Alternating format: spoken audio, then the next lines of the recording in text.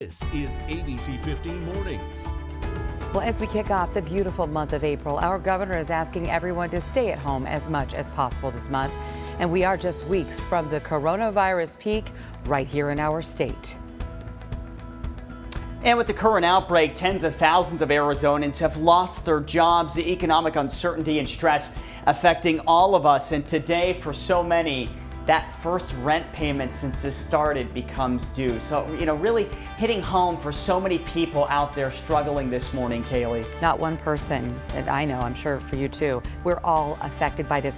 We do have some solutions for you this morning, even a little hope, and we're going to get to that momentarily. First, I want to say good morning to you. Thanks for starting your Wednesday with us.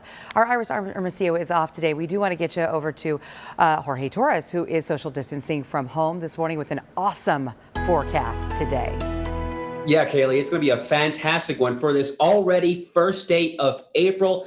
We made it through what seemed like an eternal March, but here we are, April 1st, and it's going to be a warm one. It's a cloudy start to the day with temperatures generally in the 50s and 60s across the state, including here in the valley. Clouds and radar loop over the past hour, and showing you those clouds that have lingered since yesterday, which caused temperatures here in Phoenix to only warm up into the upper 70s. That will not be the case today with clearing skies. Still partly cloudy, but highs will remain in the mid 80s, and we do expect those temperatures to remain quite warm over the next several days.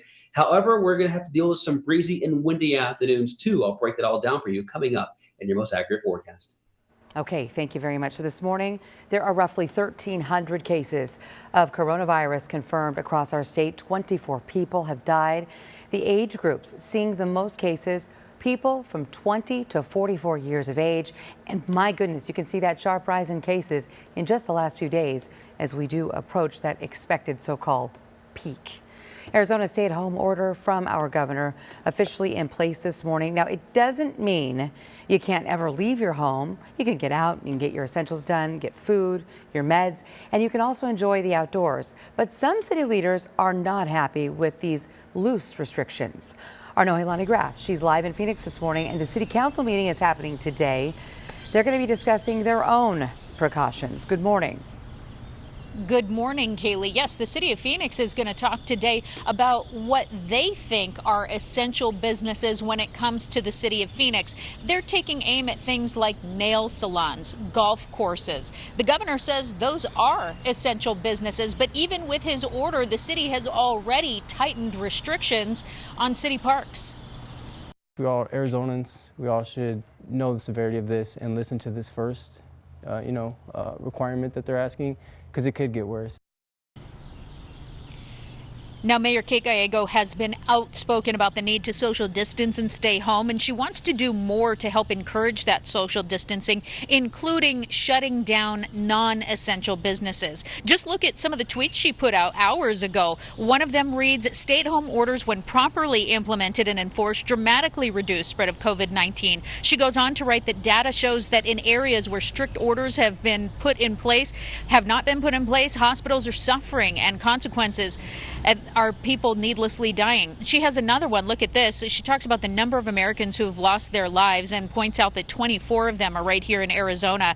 And she writes, "We must all practice social distancing and stay home. Aggressive and enforceable stay-at-home orders have been proven effective in helping stop the spread, particularly when coupled with aggressive testing." So today's meeting is going to be interesting, to say the least, especially because the governor has said in his order that cities cannot impose rules that conflict with his order. So we'll be tracking it and see what happens.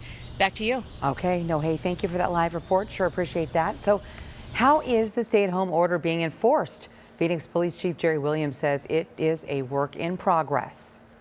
We're going to go make educational contacts with individuals to ask them to abide by the order.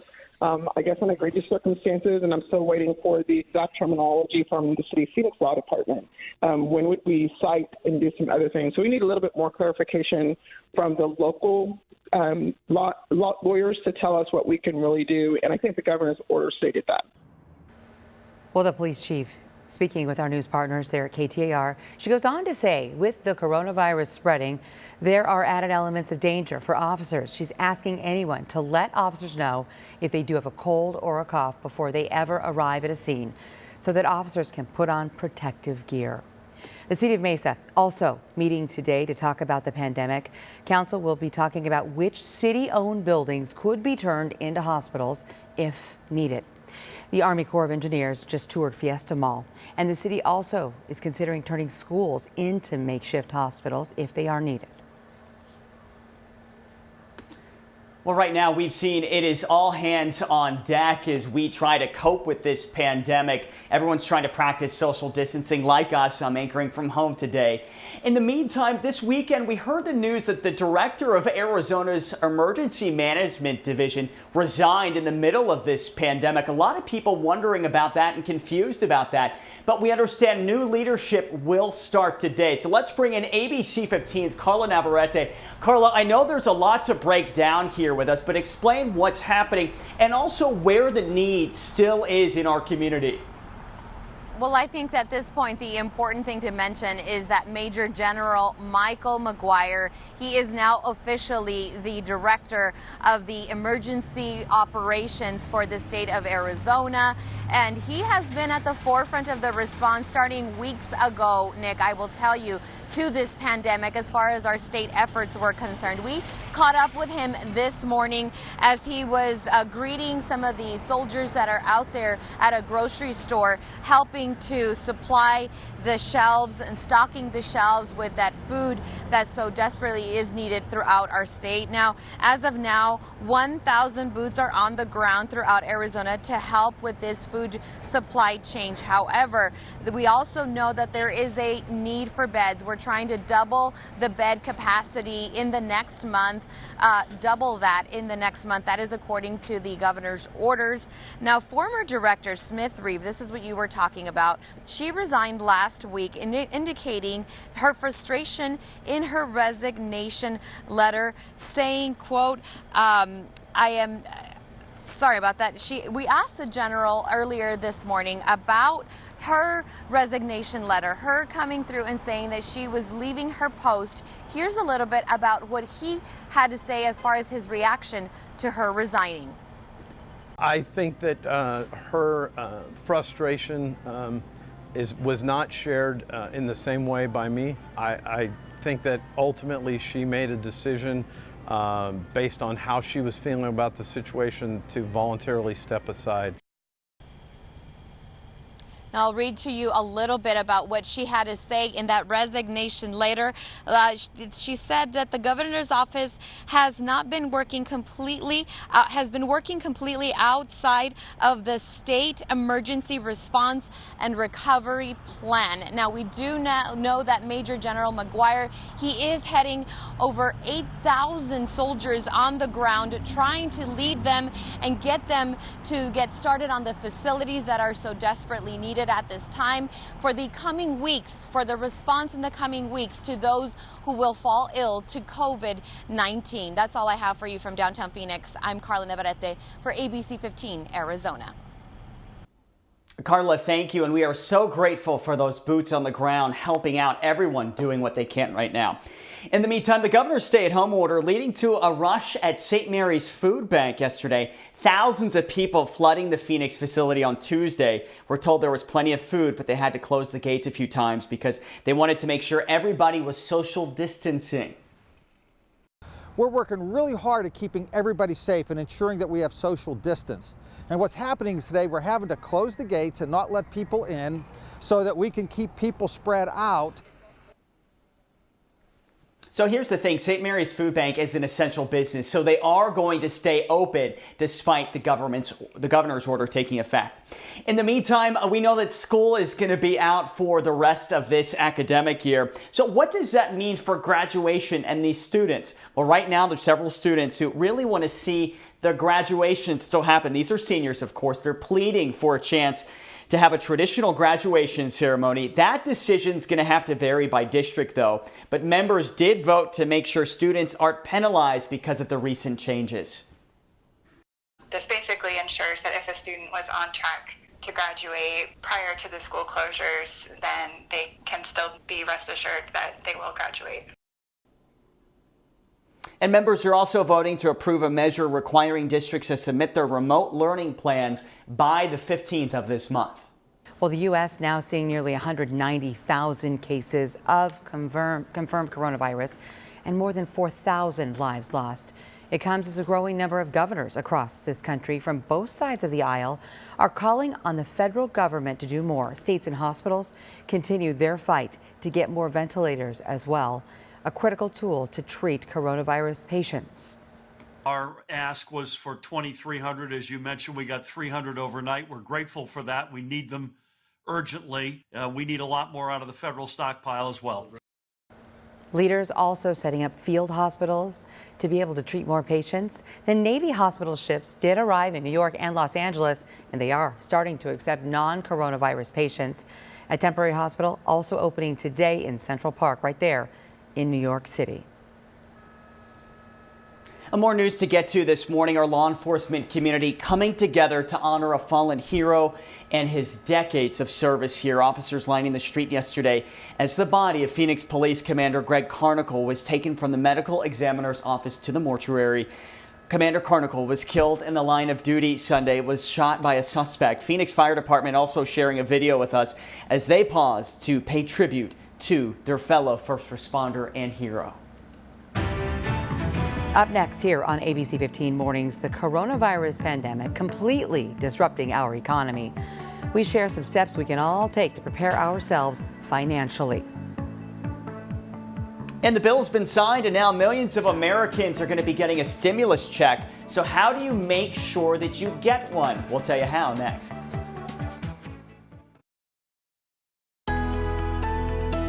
Good morning, everyone. Time right now is 6:14 on this first day of April. Meteorologist Jorge Torres filling in for Iris on what should be a fantastic first day of the month. We do have some cloud cover that's kept temperatures mild, but a pleasant start to your Wednesday. A live look from Camelback, toward Camelback anyway, showing you those clouds that have lingered throughout the morning. That's why temperatures have only cooled down to right around 60 degrees. Currently in Tempe, Scottsdale, and Deer Valley all at 60. Everyone else generally in the mid and upper 50s, including Buckeye and Goodyear, both at 57 and 59, respectively. In northern Arizona, it's still chilly this morning. We're already below freezing there in Flagstaff and at the Grand Canyon. 40s, though, in Winslow and Heber, and 50. Good morning to you folks in Show Low. Satellite radar loop over the past hour showing you those mid to high clouds still coming in from the west, but it should start to clear out later this morning, allowing for that sunshine to heat things up quite a bit. A look at Futurecast from now through tomorrow, showing you not much in the way of cloud cover, again, beginning this afternoon and for the next several days after that. That's why we're calling for highs, at least for today, to be the warmest they've been in some locations for the first time this year, close to 90 degrees. Here in the valley, we're calling for a high of 86. That would tie the warmest day so far. The last time we hit 86, you have to go back to March 6th. So it's been almost a month since we have temperatures this warm.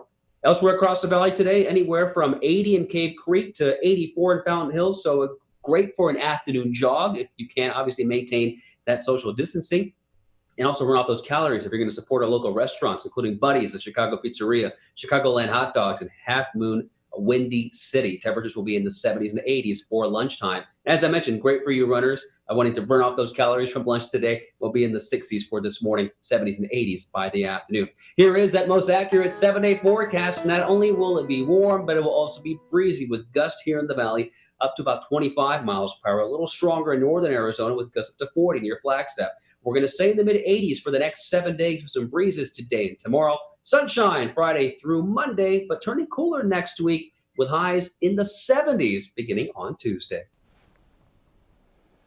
Okay, Jorge, we're loving this warm weather. Thank you. Well, right now, there's a lot of talk about those stimulus checks, but the government isn't going to be sending them out for at least another few weeks. But right now, there's a few things that you need to know and that you can do to make sure that you get one of those checks. So let's go ahead and break down that information for you right now. If you filed your 2018 or 2019 tax returns, you don't need to do anything. The IRS already has your information.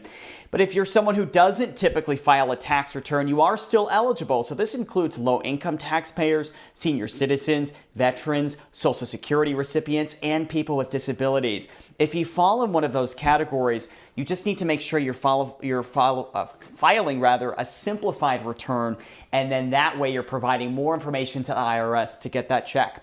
In the meantime, small businesses could start getting some financial relief by the end of the week. White House officials say companies will be able to submit those loan applications starting on Friday and could get same-day approval. Small businesses may also be eligible for loan forgiveness if they're using that loan money to pay workers or maybe hire ones back that they've had to lay off, unfortunately, because of this. Yeah, I mean, it's rampant, right? 617. And so since so many Americans are not going back to work, at least for this month, a lot of economists are admitting we're either in or at least heading into a recession. That means we all, if we can, need to do what we can to plan right now for this economic storm. The pandemic has stopped the economy, which is leading to financial fears. A lot of people are scared. I don't think there's any avoiding a recession if we're not already technically there. Nearly every expert agrees we are going into a recession. Everyone should expect higher unemployment numbers in the weeks and months to come. Understand that you could be laid off or see a decrease in work or wages. We can't panic, though. Instead, plan. This is an opportunity to take a good look at your discretionary spending and really evaluate what's important and carve out for now what isn't. Everyone needs to start or add to an emergency fund that can cover up to 6 months of expenses. If you expect a tax refund this year, file immediately, even though the federal government has pushed back the filing deadline. Congress has passed legislation expanding unemployment and paid leave benefits. Take advantage of them.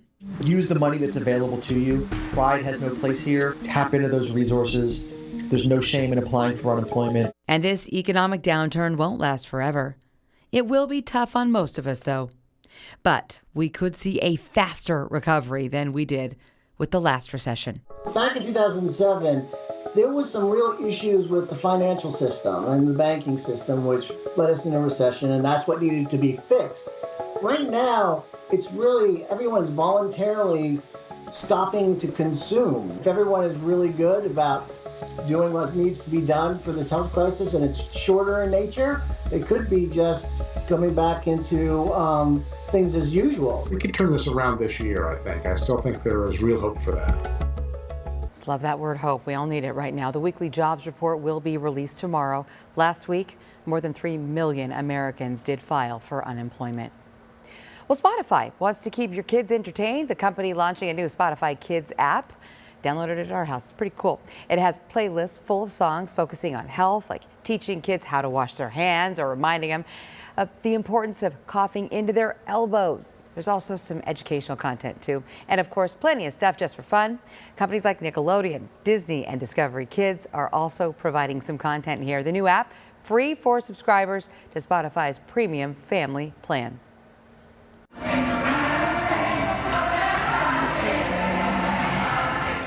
And how about this to put a smile on your face? This is entertaining for sure. It's a group of neighbors right here in the valley. They're singing together at Overture Kierland in Scottsdale. Hands up in the air and all, and obviously maintaining that social distancing. Gotta love it.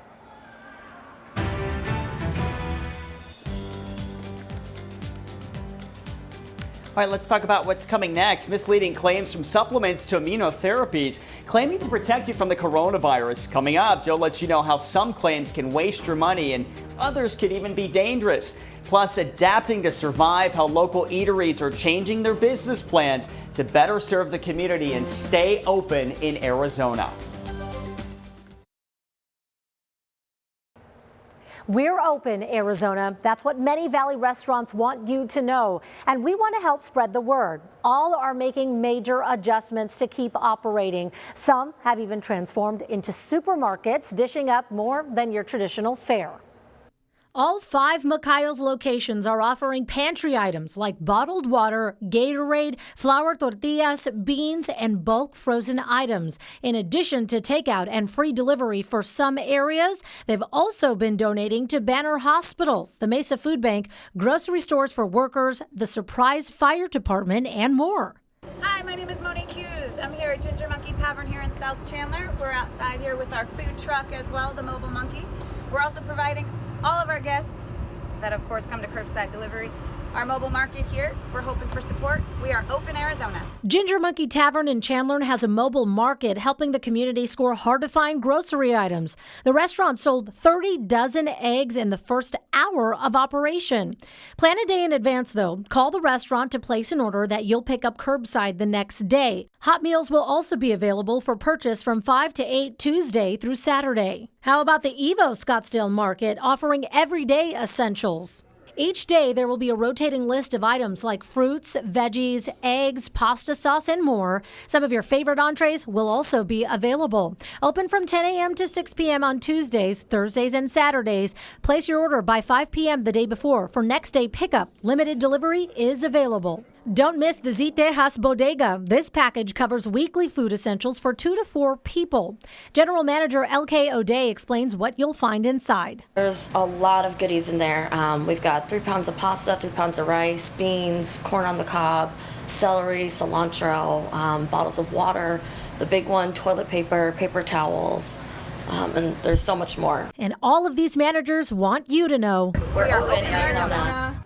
Incredible transformations to be another resource for all of us. To find out more details on locations and pricing, go to abc15.com/open. And if you know of a restaurant making an impact on the community, we want to hear about it. Email us at openaz@abc15.com.